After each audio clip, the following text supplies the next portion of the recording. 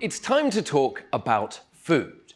Now, most organisms eat other organisms, like plants or animals that eat plants. Don't eat me, you've got a whole cow there. Lamb chop? No, I ate before the show. Only humans eat what we call food. We've made it, we've bred it. It's stuff that's deliberately created to be eaten. And it's the variety and complexity of our diet that sets us apart as a species. But over the last few decades, our food and the system that produces it has changed beyond recognition. And this has created a few problems which we're going to need to solve.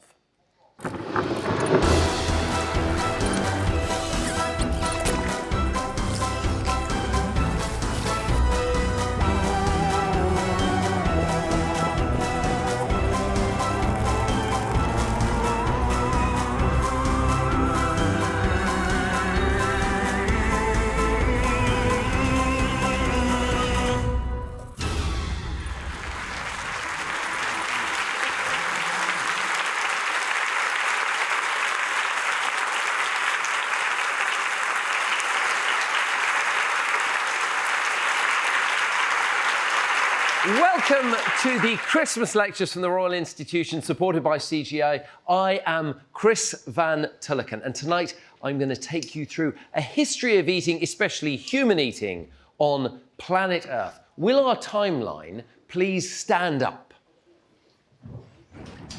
So this is a timeline that takes us from the formation of planet Earth 4.6 billion years ago. Give a little wave. And it goes all the way through to what you ate for breakfast this morning over here. And our story begins, let me run up here. Our story begins with one of the first meals eaten on planet Earth. I'm going to pass it down, and we want that to get to about 4 billion years ago. We're going to represent that with a bowl of rusty soup on the timeline. And to help make this meal, I want you to please welcome the director of the Institute of Making, an expert materials engineer, Dr. Zoe Laughlin.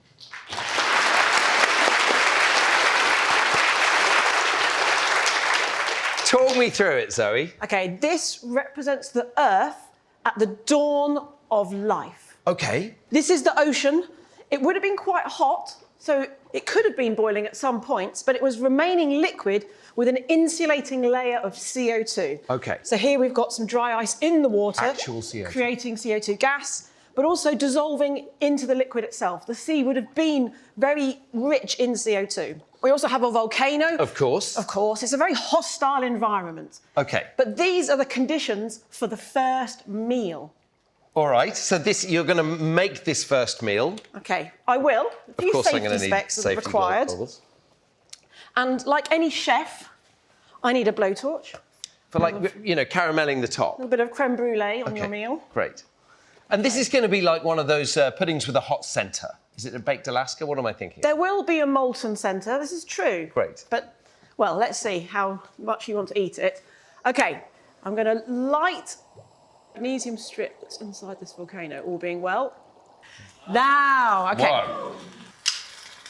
Well, sparks are flying.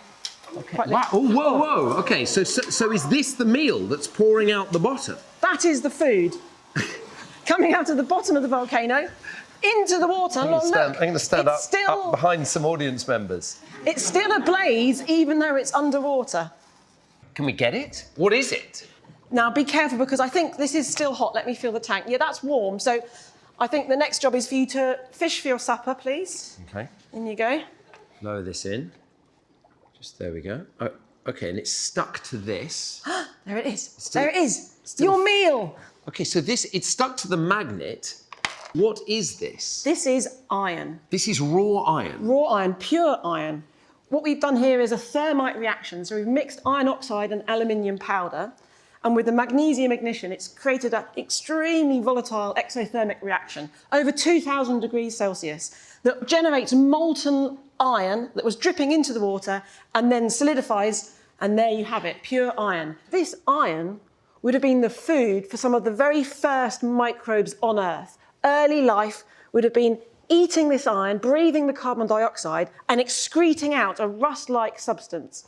And they've been doing this in the sea, and all of that detritus would fall to the seabed and form strata of iron oxide. And that's the seams that we're mining still to this day to create objects out of iron like the railings of the building we're in, making our modern world. It's come from early bacterial poop that's sedimented, and then we've turned it back into iron to create our world from. Yeah. That is incredible. And this is still going on today. So, in fact, if I just grab this bicycle, this trike, you'll see... What is this? Well, this is actually my own trike. Is it really? 40 years old this Christmas. And this is the rust that's occurred over time. But this has occurred because we have oxygen in our atmosphere, so it's not the same reaction, but those same microbes are in there feasting on the iron and taking advantage of that oxidation. So the first life is eating stuff that's never been alive, and those bugs are still at work today. Correct. That is fantastic. Zoe, an amazing demonstration, a terrible meal, but I think there is more to come. Everybody, Dr. Zoe Laughlin.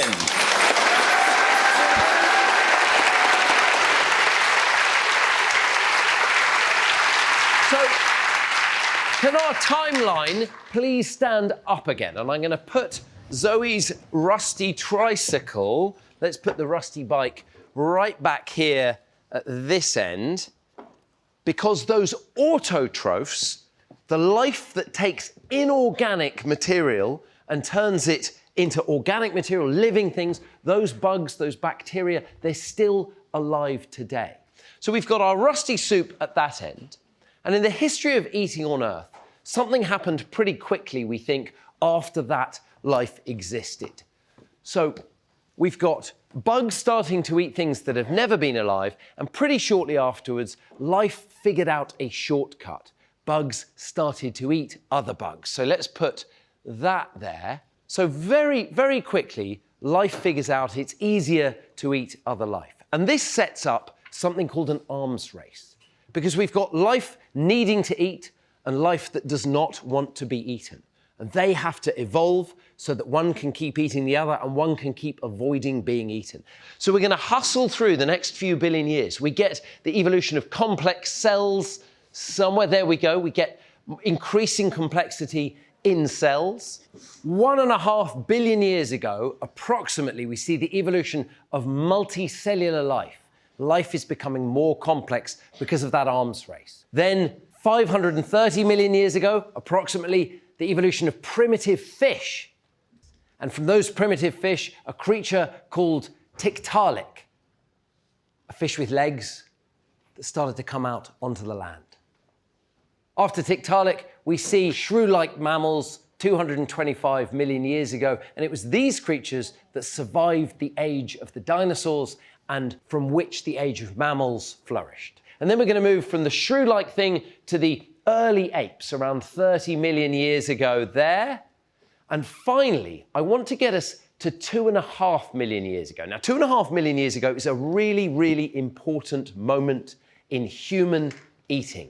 These are the apes we're descended from, and Zoe has prepared a meal that apes at this time would have been eating. So we now have a 2.5 million-year-old meal. Is that right, Zoe? Yeah, I'm really pleased with this one. I think you're going to enjoy it. OK. But this is better than the raw iron. Yes. First things first, Chris, you need to dress for dinner, please. What is this, like clothing of the period? Yes, it's a special occasion. OK. A little jaunty number. Can you do me up? Quite right. Thank you. There we go. Lovely. Now, you're hungry? Yeah. Right, here we go. First off, we have some tubers. Right, so some raw root vegetables covered in dirt. OK, great. What goes with them? Well, the pièce de résistance. Are you ready, sir? Mm-hmm. Your lamb. A leg of raw lamb. Yes. You haven't cooked it at all? No, I mean, I've caught it, Yeah? killed it, butchered it, skinned it. It's But you ready don't to expect roll. me to eat this? Raw, go for it. Tuck in, please. OK. This is real raw lamb. OK, OK, I'm going to have a go at that bit. Please do not try this at home.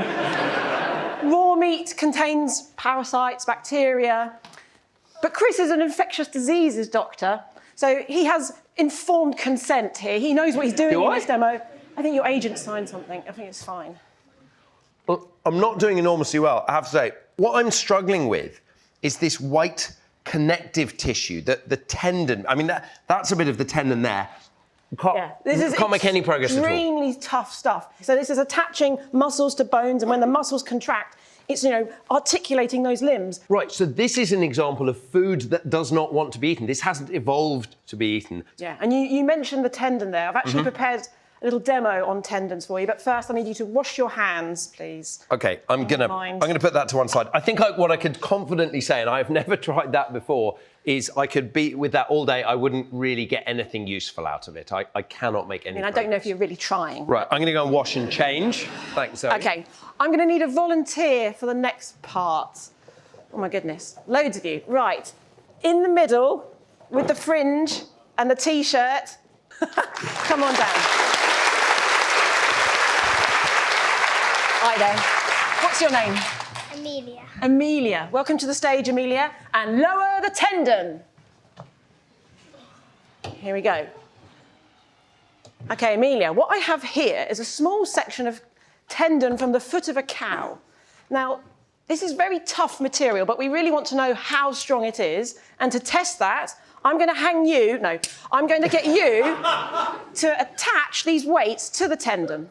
Okay, so let's begin just with a kilogram. Hi, Amelia. Did I get the name right? Yeah. Yeah, good. Okay, so hang them off. How's that? It's not too heavy, is it? So we've put a carabiner through the tendon, so just hang that on the piece of metal. Lovely. Okay, seems to have 1 kilogram, no problem. Let's have a look. The tendon isn't extending. 3 kilos. I mean, this is nice. Nicely done. Nothing much. No problem there. 4 kilos, no trouble. I think we take this to the next stage. Let's go 15 kilograms.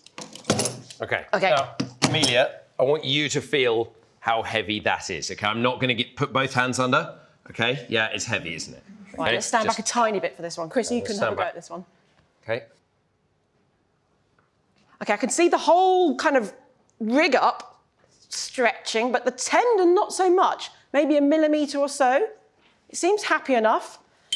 Let's go for bust. That's 15. Let's add on 20 kilos, 25 kilos. So this is now going to be the same weight as you, give or take. Feel that. There you go. You got that? Yeah. Yeah. So there'll be a good 40 kilograms on here. Easily the weight of a child. Right. Oh. Okay, you're on. Okay, I'm going to load that very gently. Oh, so again, more give from the rope, I think, more than the tendon. Yes. The tendon is holding. This is the power of tendons. Look at that.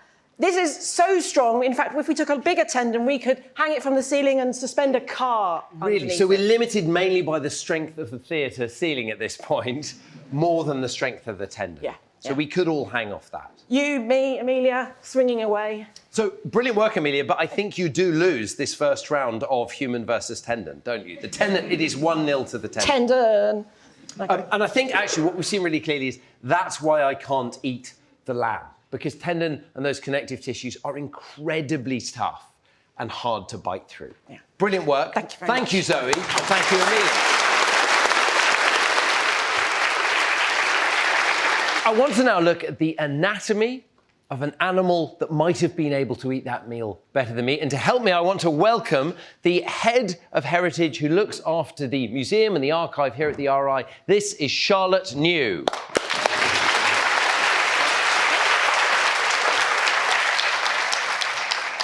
Now, what I've got here is 2 skulls. This is a modern human skull, okay? So very much like yours. And this is Australopithecus, who lived around 2.5 million years ago and was eating that meal that we just saw. And I want you to look at the differences between these skulls, okay? First of all, the most obvious thing is the modern human has an enormous brain compared to your great-great-grandparent, okay? But it's our great times 120,000 great-grandparents. So how does this creature evolve into this one? Well, I want you to look at what the skulls are made of, particularly at the jawbone, okay? Because the bones on this head are much, much bigger and heavier. And this is particularly obvious when you look here.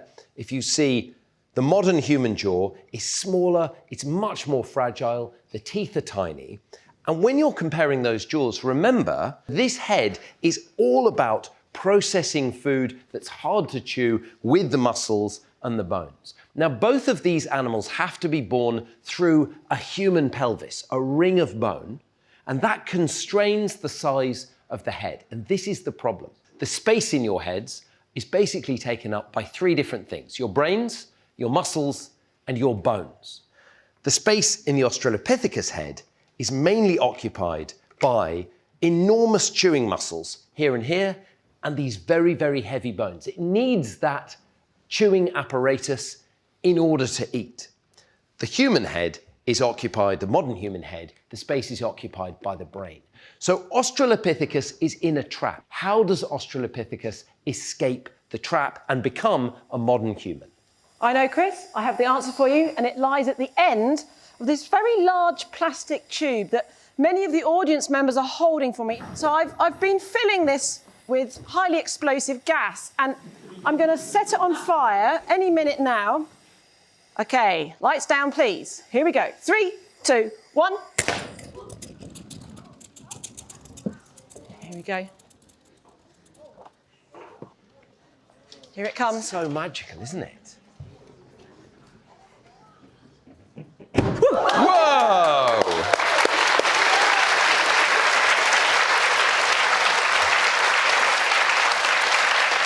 So the answer is fire. Zoe, that was an amazing demo. Now, people might be tempted to try that at home. Would that be a safe thing to do? Absolutely not. Do not try doing that at home. So 2 million years ago, when early humans learned how to harness fire, everything changed. And I think it's time for another round of human versus tendon. Brilliant. Lower the tendon. OK. So this is the original tendon. This is the original in tendon. here. If you remember, this held 40 kilograms, no trouble at all. Mm-hmm. OK, now we're going to swap out the tendon. So it's from the same part of the cow. The only difference is this tendon is now cooked. So it's around 40 degrees. The proteins in the tendon start to denature. They change. At 50 to 60 degrees, they actually gelatinize and become much, much more tender. And you can see that difference. If we look at this tendon now, it's actually feeling all kind of wibbly-wobbly, rubbery. Should we load it up? Load it up. Let's begin with a kilogram again. That's what we started with last time. OK, here we go. Just put that there like that. Ooh, Whoa, OK. Oh. So actually we can see this. In fact, I think I can just... Yeah, I mean, this is now so much weaker that you can bite through this no trouble at all. Can I actually do that? If you want, you're the doctor. Yeah, I can do that. Slightly salty. I'm not going to pursue that. I don't quite know how this was prepared, but it was. You cooked this for some time. Yeah, for an hour at about 70. OK. You know, it's jellified. It's not totally dissolved. You could keep going, and that's how you get stocks and things, by the dissolving of those connective tissues and that collagen that adds to, you know, meaty broths. So Zoe, that is a brilliant demonstration of how the material, the physical structure of food and tendons, but other foods as well, is changed by cooking, making them easier to chew. Zoe, thank you for another brilliant demo, and I think another meal is upcoming.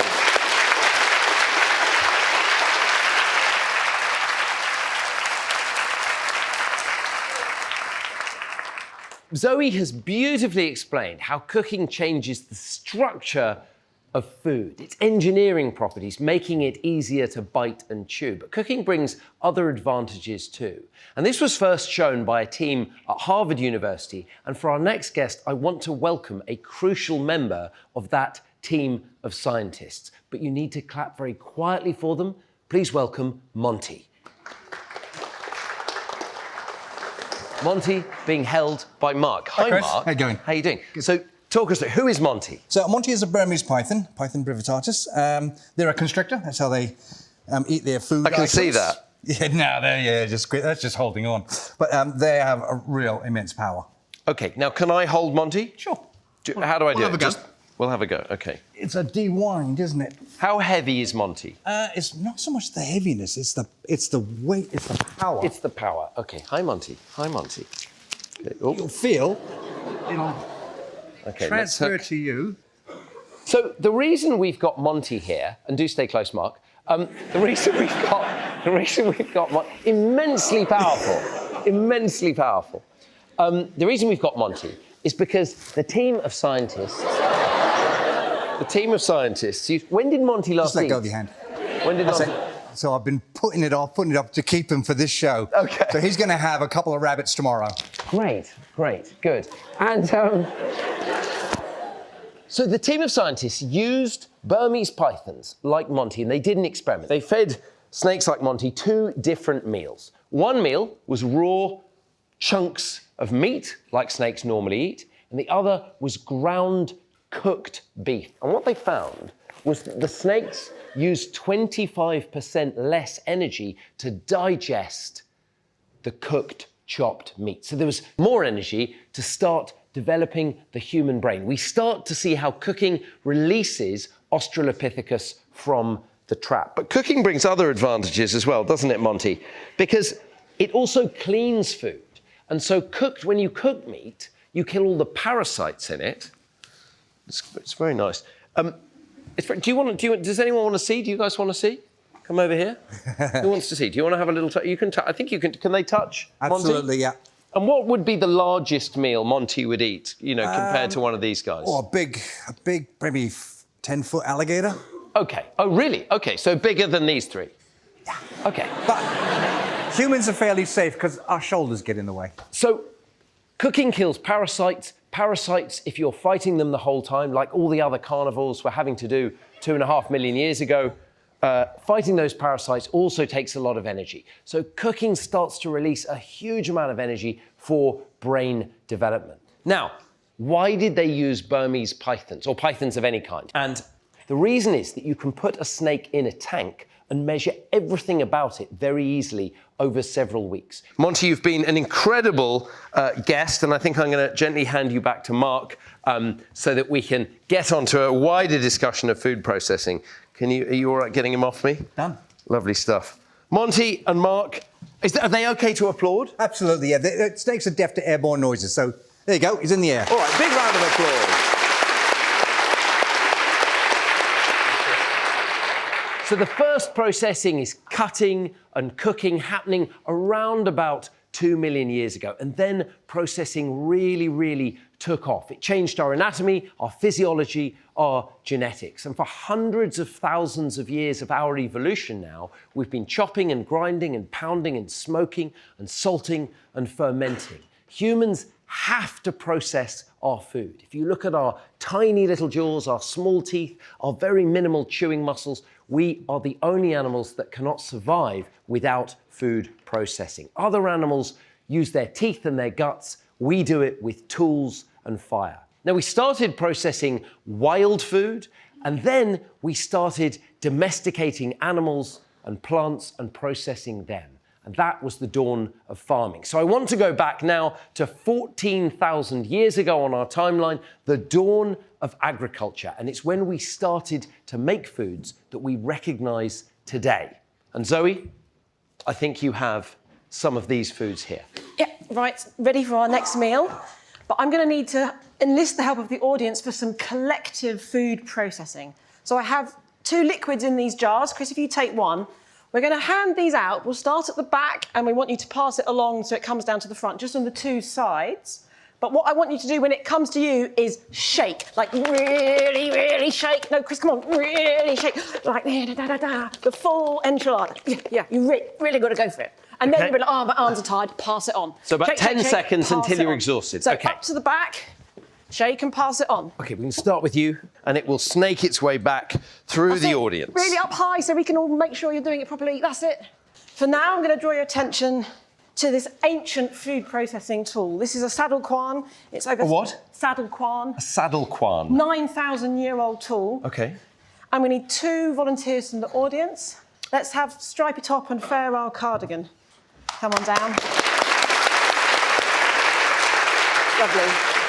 What's your name? Fiona. Fiona and? Sam. Sam and Fiona. OK. What I'm going to do is put you to work. One of you, please, Sam, you sit here first. This end, you both have a go at this. You come and sit on the floor, facing this way. Fiona, you're in charge of this sack.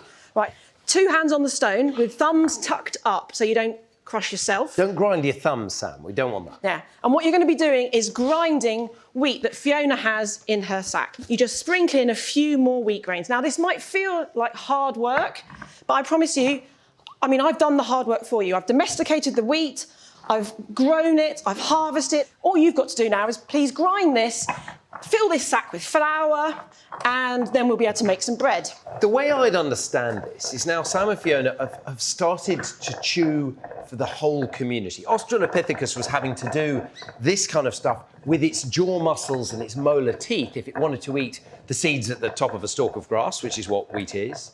And now these guys are doing it for everyone. Yeah, it may feel like hard work, but it's actually highly efficient. And not only that, you're producing a new material. You're making flour. Once you have flour, you can start making breads, cakes, Danish pastries. All kinds of things start to happen. OK, how are you getting on? Do you want to swap round? Oh, yeah. OK, have a swap. So how's this other stuff doing? Shake it, hard, come on. pass it on. We've got to get it to the front. Right, let's have a look. OK. Not bad. How does it feel? Quite hard, but the flour's coming through. The flour is coming through. You're actually producing a fair amount. I mean, not yet a teaspoon. So you've got a way to go before you fill your sack. But that is flour. Mm-hmm. This is magical stuff. This will now last much longer once it's dry than the wheat on its own. And as you say, a brand new type of substance, one that previously, you know, it was digested as soon as it was made in our mouths. OK, I think we should get the other stuff down. Yes. Do you think it will be ready now? Well, we can try. Let's say thank you to Sam and Fiona first. Thank you. Where's that jar? Keep going, gang. Come on, I'm going to get you to pass it straight down. Pass it down. Take it as you go. Take it as you go. OK. Now, yours is still quite sloshy. No, Mine. I think mine feels funky. Oh, slosh and Try thunk. it. I'm not sure. That feels more solid. Have I got to keep going? Yeah, keep going on that one for a bit. Well done this side. OK. Yeah. So what can anybody think what we might be trying to do here at the back? Make butter, correct. What is bread without butter? It's Indeed. very sad, that's what it is. But this is an ancient process. Let's have a little look inside. We can... Now, OK, this liquid, this is the whey. Oh, and there we have look at our that. butter. So it's And we much really did yellower. start with cream. Yeah, so what's happening when you shake that container is the cream is smashing into itself inside and the fat globules are coming together, they're coagulating and they're amassing so much so that they then amass to form that lump, which is butter. Transformative stuff. Again, it's another new food product. Zoe, a fantastic demonstration. Thank you very much indeed. And I think there's more meals to come. I'm just going to take a scoop of butter here. I just want a little bit. Just want a little bit. So butter's extraordinary stuff because when humans first domesticate other mammals, it seems obvious that drinking the milk would be a good idea. But milk, when they first do this, they're doing it in very hot tropical places. Milk spoils within hours and then becomes very dangerous. The advantage of butter is that you've taken most of the energy out of milk, you've taken the fat, and because it's a solid, the bugs can't move through it. And so you're preserving the energy. So let's put the bread and butter on the timeline. Here we go, bread and butter. And we're down to the last few millimeters. I'm going to clip that on there. And in fact, these are going to overlap. This is the dawn of what we might think of as modern food. Can you just hold them? Thank you so much. Great. So from the dawn of agriculture, we start to eat a greater variety of foods. 6,000 to 10,000 foods start making up the human diet. And farming and food processing gradually become more mechanized. We start with stones, and then it becomes driven by animals, and then big machinery. And farming and food processing goes from being done at very small scale to being done at very, very large scale by industrial farms and factories. And now, almost all of our food is bred, grown, harvested, processed, and then sold by extremely large global companies that form part of a huge industrial global system. And what's really important to say is this has brought a massive number of benefits because the corporations that grow and produce our food weren't just making ingredients anymore. They weren't just making flour and tins of corns. They started making finished food products that had previously been made at home. And these products were very, very cheap, they were convenient, they were quick to prepare.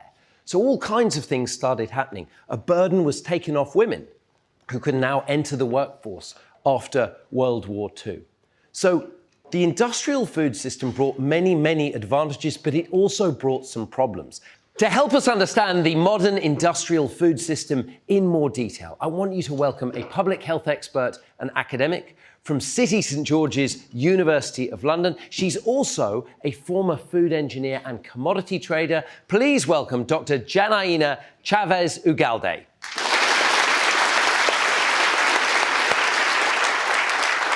Janaína, you brought a machine with you. Yes, and of course, this is an extreme oversimplification of the food system, and of course, the food industry that I used to work for. Okay. So, you very well explained that humans used to consume thousands of species, but in the past few years, we have only based our foods in 4 crops, which are, and I'm sure you've seen this before, it's like edamame, soy. These are soybeans, because I think we recognise them. People will have had these and thought of them as edamame, but they're soybeans, are they? Soybeans. We also have wheat. Wheat. We have rice. And we have corn. Okay. So you won't believe this, but today, 50% of calories come from wheat, soy, corn, and rice. And 20% of our calories come from corn. Now, this is a bit surprising because I want to ask all of you, in the last week, how many of you have eaten a fresh cob of corn, probably spread with a bit of butter? If you've done it in the last week, put your hand up. Okay, so some corn eaters here, but I don't think we're at 20% of the audience. I don't think it seems like 20% of people's calories are going to be coming from this. Well, exactly. It's because we don't only consume corn in this shape or form. That's why I brought my friend, the Foodomatic 3000. So let's see what happens.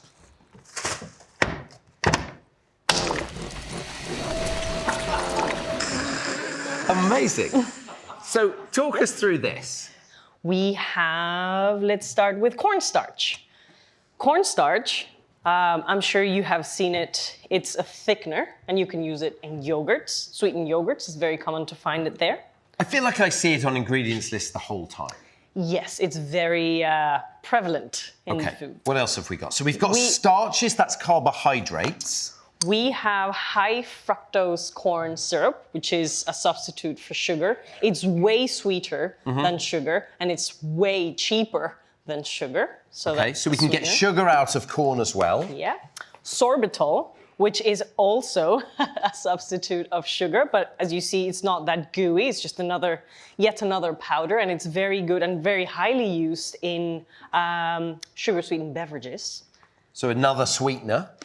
We have maltodextrin that sometimes is used in breads as well. Another sweetener, another palatable thing that your taste buds really, really like. Starchy, carby stuff. And you'll see this on lots of ingredients lists, won't you? Yep. Okay.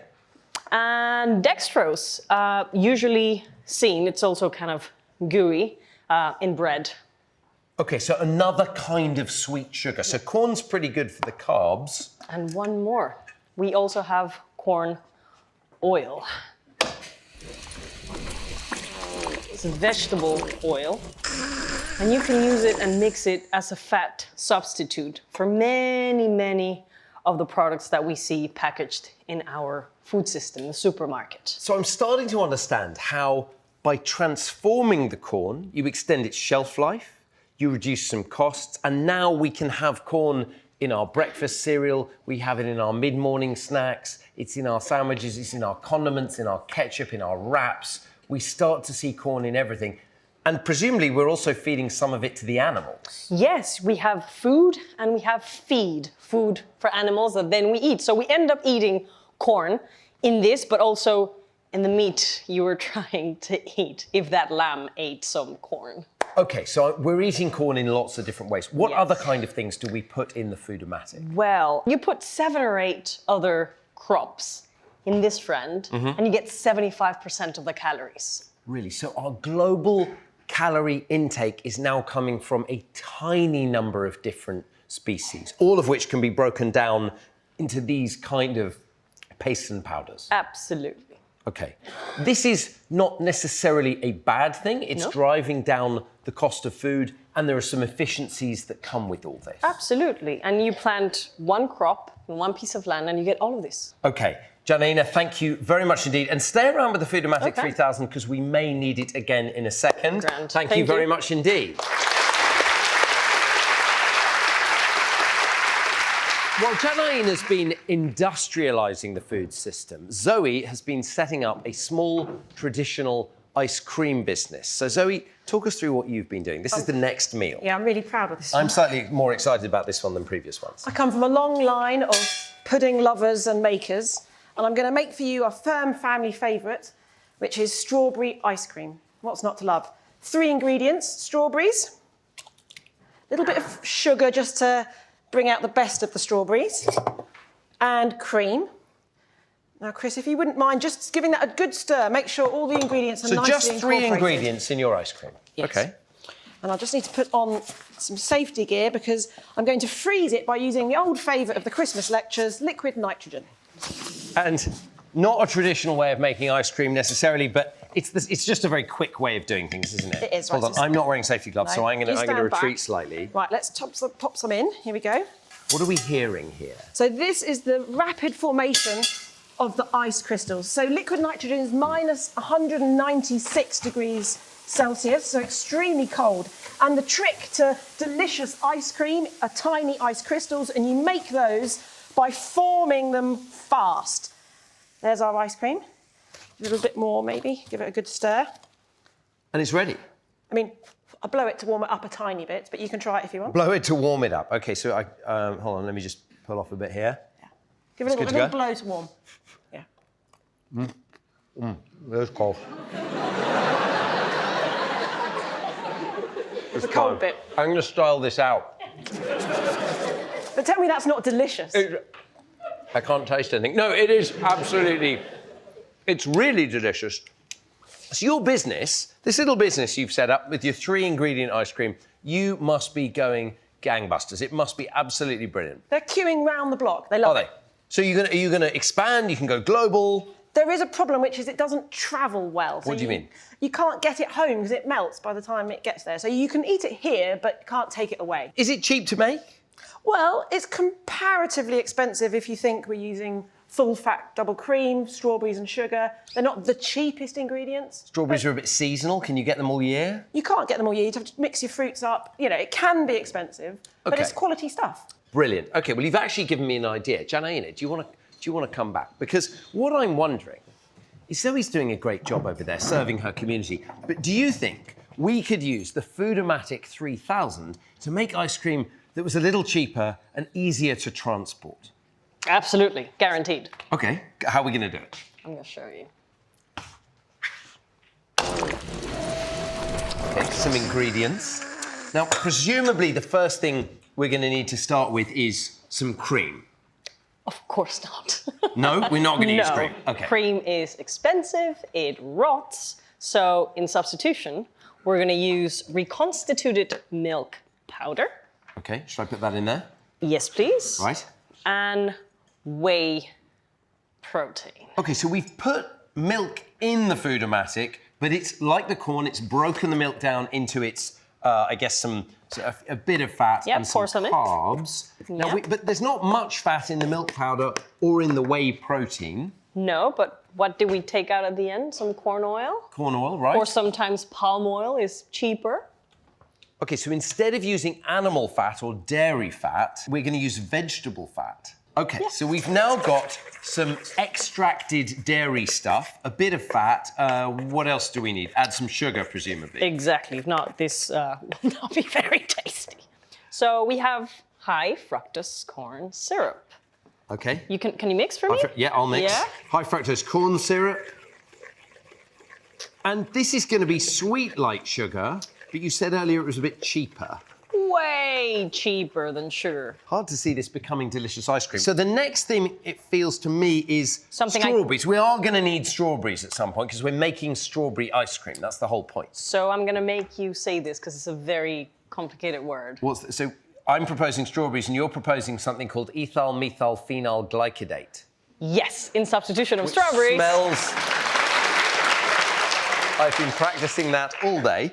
A few drops, just a few drops. Just a few drops. Just Is a few this very drops. expensive? Not really, not compared to strawberries. Not compared to strawberries. Seasonal, expensive. It's non-seasonal. It won't This go is off. non-seasonal. You just put it in. Okay, put so the this lid. is starting.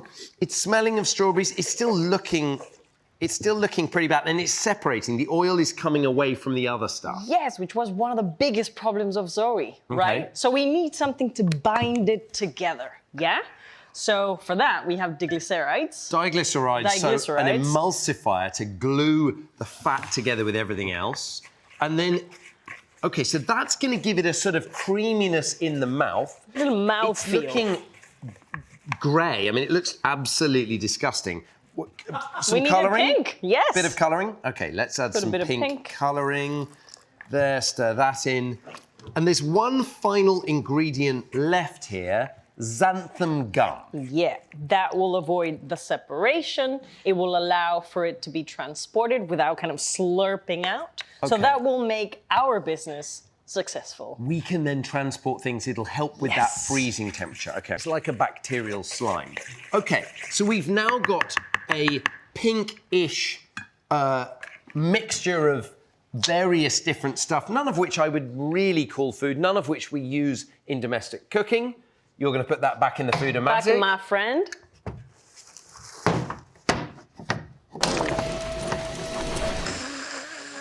And out comes the finished product. Let's have a look. Up to you. Okay, here we go. Wow, it's some very, very convincing looking ice cream. Can I try? I'm going to try. It smells. Smells of strawberries. Do you want a little smell? Here, Janina, get them to have it. Smell it. Smells good. Smells good? Can you hold it? Is it cold? No, it's not. That's what I noticed, is this is not cold, is it? So this is at room temperature, and if I hold it like this, it doesn't flow out of the pot. Janina, that is truly spectacular, and you did it all without using any real ingredients. No strawberries? No strawberries, No ice? no ice, No cream. no cream. Spectacular. Janina, thank you very much indeed.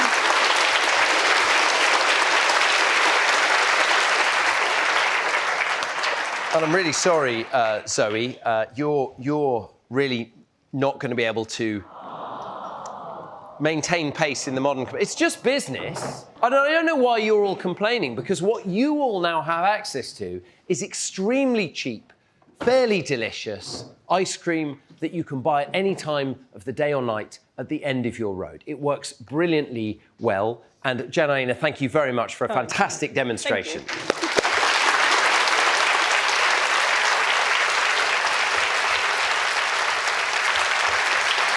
So the food company that Janina and I have started is now going to end up in an arms race with lots of other food companies, a bit like the arms race that we saw on our timeline.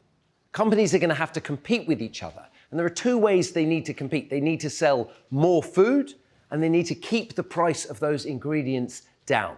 And to help me understand a bit more about how I might optimize my food company, the one I'm running with Janina, please welcome an academic philosopher. He's the director for the Centre of the Study of the Senses at the University of London and used to work with the food industry, Professor Barry Smith.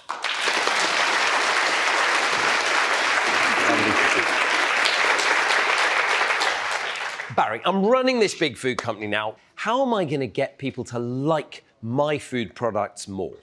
Well, you don't just want them to like it. The food companies really try to get people to want the food.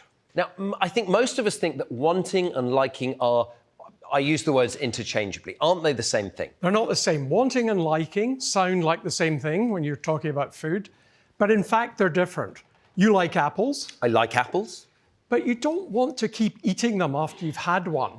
I'm a two-apple a day guy. Right, I'm happy and with that's that. it. And I don't think about them when I'm not eating. But I think we all know the experience of having a plate of greasy chips. And by the end, you don't really like them, but you want to finish them. That's wanting. That's what we're aiming for. Okay, as a business, that's what I want people to do. How does this help? Okay, so how do companies get us to want the food more? First thing, make it softer. Okay. So what we're going to do is talk about the food matrix. Now, the food matrix is when a food like your apple there has a structure. Let's pour all of this in. Exactly the same apple. So you've got lovely peeled, cored, juicy apple. But now we're going to liquidize it. Let's see what we can do. Okay, here we go. You're pre-chewing your apple. Is that a fair way of putting it? That's exactly what I'm doing. Let's see how we go. I am going to pour out some of this sludgy stuff, and you are going to eat your apple. Now, I can consume much more quickly than you can. You're still chewing. I can just swallow the liquid. So what that means is that I can get the sugars of the fruit into me much faster. I can get the sugar hit. Why is that good? Well, that's good because I can go on eating this because I get the quick hit. I don't process it quickly enough. I'm still hungry. I still want more. Does this mean apple puree is bad for us? No, but it does show us in that different form that food processing has an effect on human physiology. I can consume sugars faster. I go on wanting them longer. So processing, it's not necessarily good or bad, but it does change the way our bodies interact with food. That's exactly right. Okay, we're going to want to make soft food Yep. that you can eat pretty quickly. Yep. What other tricks might we want to do to sell more food? We may want to make food drier. People don't like dry food generally. Why would we do that?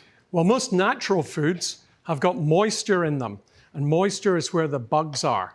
We can show you that because we've got two burgers. On the right-hand side, we've got a homemade burger. On the left side, we've got an industrially processed made burger. Now let's see how they decay. Look at the homemade burger. So this is over several weeks, is it? Several weeks and it starts to decay. The bacteria get in there through the moisture. And you wouldn't want to eat that, would you? This burger is, you'd almost still be willing to eat it. But hold on, we've all eaten industrially processed burgers before, and they don't taste dry. They don't taste desiccated. So if we've taken the moisture out, but we don't want them to taste dry, we have to put in additives and emulsifiers to give them the mouthfeel we like. So there's an illusion of wetness. There's an illusion of wetness, but we're also going to put in some salt, more sugars, some more emulsifiers. We're going to get it just to be so delicious. Okay, so the burger is still tasting wet and good, but it lasts for a long time. Yeah. And then it seems like it's got a lot of energy left. We haven't taken out any energy, we've just taken out the water. But you've compacted the energy. These industrially processed burgers, without all that moisture, they're energy dense. What does that mean? It means there's more calorie per mouthful.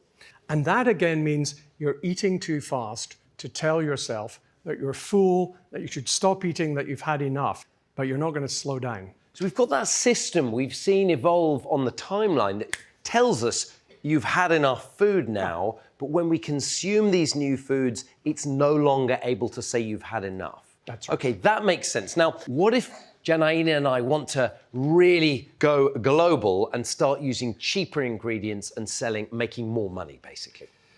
So we want to think of a product which is very cheap to make, has cheap ingredients, ready-made ingredients. So let's try a drink. We want the cheapest, the most available ingredient that goes into a drink. What would it be? Water. Water, exactly right. So, Chris, to make the water more desirable, we're going to put in the equivalent of 7 heaped spoonfuls of sugar.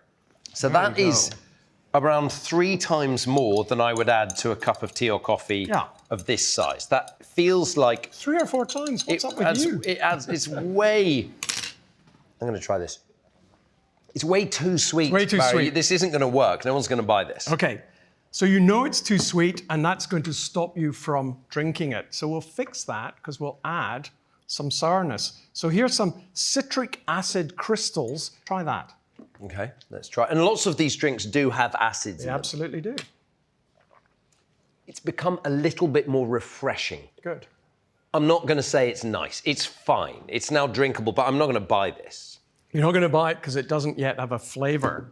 So I'm going to add this flavorant to it, and you tell me what that flavor is. Okay, give it a stir. Who wants to smell Great. the drink? Great. Okay, tell us what you smell. Orange. The orange has it. Orange But it's has it. citrusy, isn't it? I'm Okay, getting so- kind of I'm getting quite a specific Tangy. tangerine. And it's tangy, right? Okay. It's tangy. Doesn't Good. look great. Doesn't look like an orange drink, right? You wouldn't think that was a great orange drink. So let's give it some color. So here's a nice food dye I can add.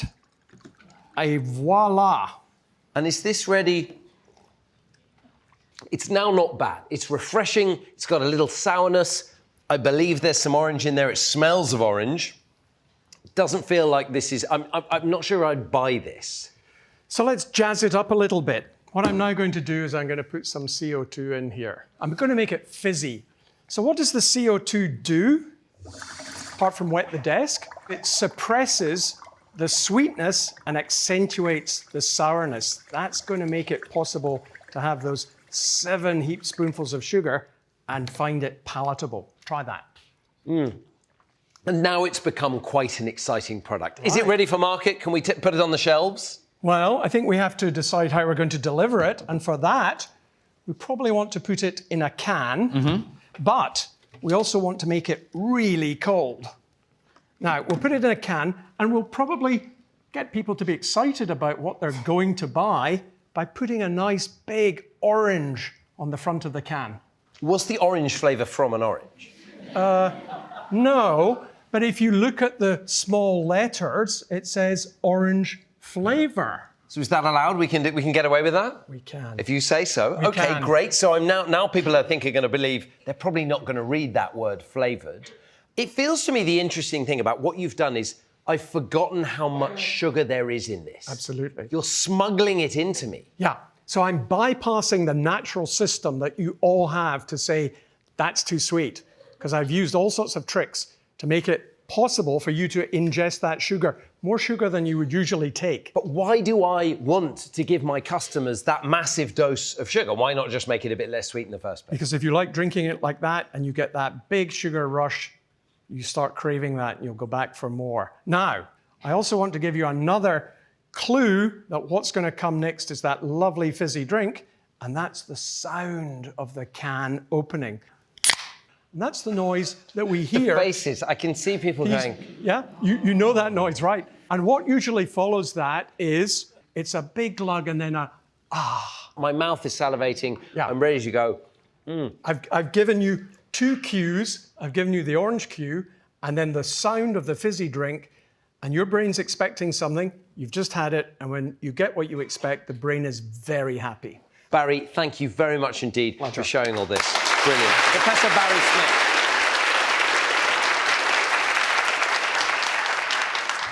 Now, what Barry's just done is to ultra-process that water. And this is a term, have you heard the term ultra-processed food? Right, there has been some debate around ultra-processed food.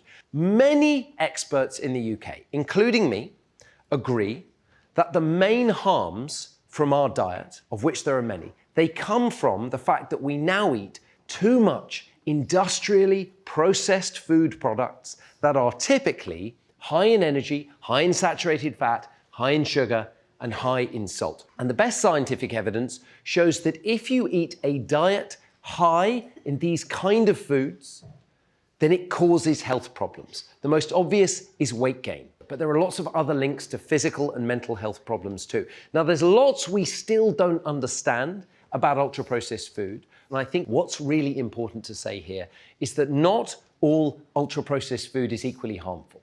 There's products like that ice cream, confectionery, crisps, lots of snacks that is obviously harmful. We've known it's harmful for a long time. But then there are products like fish fingers, lots of types of baked beans, supermarket bread. These are products, they're ultra-processed for the most part. I eat them myself. I feed them to my kids.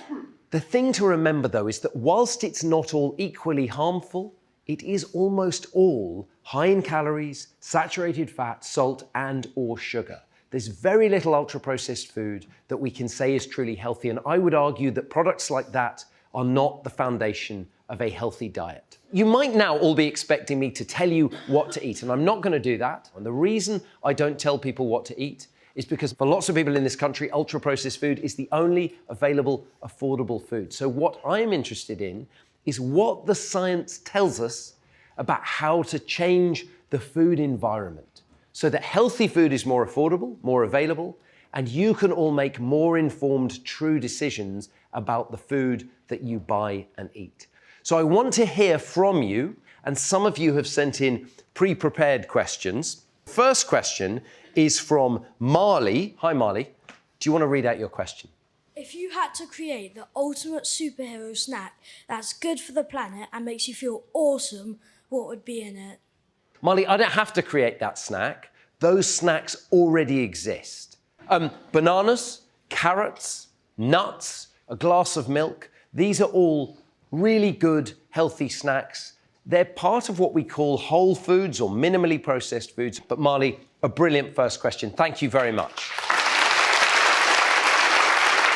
Okay, Sheila. We've got a question from Sheila. Hi, Sheila. Is there any food that's never healthy to eat? There's a lot of stuff in the world that we think of as being pretty harmful, that if you only do it once in a while, it doesn't do you any harm at all. If you have a can of cola once every couple of weeks, it doesn't do your body very much harm. We wouldn't worry about that. The problem is that, as Barry explained, many of these food products are engineered so that you want them more often than once a week. In fact, you have them on a Monday morning, and then by Monday midday, you want them again, and Monday evening. So that, for me, is the difficulty. We talk about things being fine in moderation, but that puts a burden on all of you in the face of foods that have often been engineered by very, very sophisticated teams of scientists and marketing teams. And these foods are put in your eye line, so they're very hard to avoid. So in general, I would say if you can be moderate, there are no really terrible things you should never eat, but that is very, very hard for a lot of people, and it's hard to be moderate. Sheila, a brilliant question. Next, we've got Isaac. Where's Isaac? Is it possible to feed the whole world without ultra-processed foods? So this, Isaac, is at the core of the discussion. We've seen the massive efficiencies of the industrial food system. There's no question it produces food that's very cheap and abundant, but it isn't sustainable. We throw away about 30% of the food, okay, of all the food we produce. So the system is incredibly wasteful. It is the leading cause of plastic pollution. It is the leading cause of loss of biodiversity. It is the leading cause of deforestation, okay? The reason we cut down tropical forest is to grow food, and we feed most of that food to animals, okay? So we need a very, very different food system. And the way we start, in my opinion, is with demand. And that is what these lectures are about, is I'm not going to tell you what to eat, but at the end of these lectures, you might demand slightly different food in your schools, from your shops. The food industry is incredibly smart and dynamic, and they will be able to adapt and produce different food in a different way. Now, over the course of these 3 lectures, we have barely scraped the surface of the food system, and I want to end by throwing the problem and the solutions open to all of you. You're going to become farmers, scientists, chefs, parents, teachers, all people who deeply, deeply care about food. And together, I think we can rediscover the complexity and the diversity of human diet, of human food. And we will and can find new ways and redevelop old ways of feeding everyone affordably, and ways that support the flourishing of all the other life on Earth that we depend on. Thank you all very much for listening.